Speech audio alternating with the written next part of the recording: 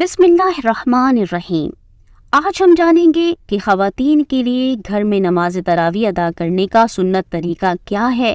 लेकिन इसका मुकम्मल तरीका जानने से पहले ये बात ज़हन नशीं रखें कि नमाज तरावी अगरचा फ़र्ज और वाजिब नहीं, सुन्नत मुअक्कदा है, लेकिन इसका हुक्म ये है कि इसका अदा करना बाइस सवाब है। बगैर किसी उज़्र के एक दो बार तर्क करना बुरा और तर्क की आदत बना लेना गुनाह है। लिहाजा अगर किसी ने बगैर किसी उज़्र के लगातार 3 दिन तक नमाज तरावी अदा न की तो वो गुनाहगार होगा, चूँकि मुसलसल 3 दिन तक तर्क करने की बिना पर आदत का इतलाक होगा।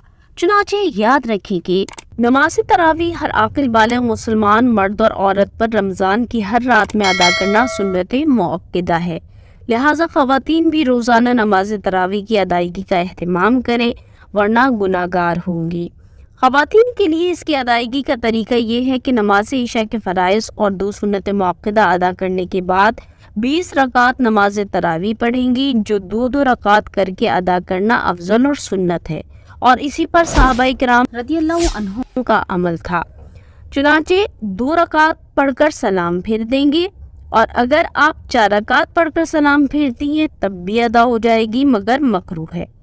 अब आप 2-2 रकात करके पढ़ें या 4-4, हर 4 रकात के बाद बैठना मुस्तहब है, जिसमें तरावी की दुआ पढ़ेंगी। अगर ज़बानी याद ना हो तो देखकर भी पढ़ सकती हैं।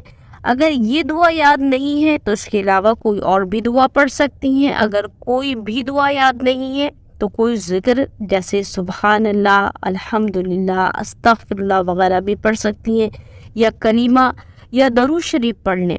इस तरह 20 रकातें मुकम्मल कर लें। अब इन रकातों में कौन सी सूरतें पढ़ी जाएंगी, तो जो सूरतें आपको याद हैं वो पढ़ें। अगर 20 याद हैं तो 20 रकातों में 20 सूरतें पढ़ लें। अगर 10 याद हैं तो 10 पढ़ें। जब वो ख़त्म हो जाए तो बाकी रकातों में दोबारा उन्हें ही रिपीट कर लें। या फिर अगर आपको 4 याद हैं या 2 याद हैं तो वही पढ़ें और बाकी रकातों में वही रिपीट करें। लेकिन इस सूरत में तरतीब का ख्याल रखें कि जो सूरत पहले है वो पहले पढ़ें, जो बाद में है वो बाद में पढ़ें। पहले वाली बाद में नहीं पढ़नी और बाद वाली पहले नहीं पढ़नी। जैसे सूरह फलक पहले है, इसे पहले पढ़ें, और सूरह नास बाद में है, इसे बाद में पढ़ें, पहले नहीं।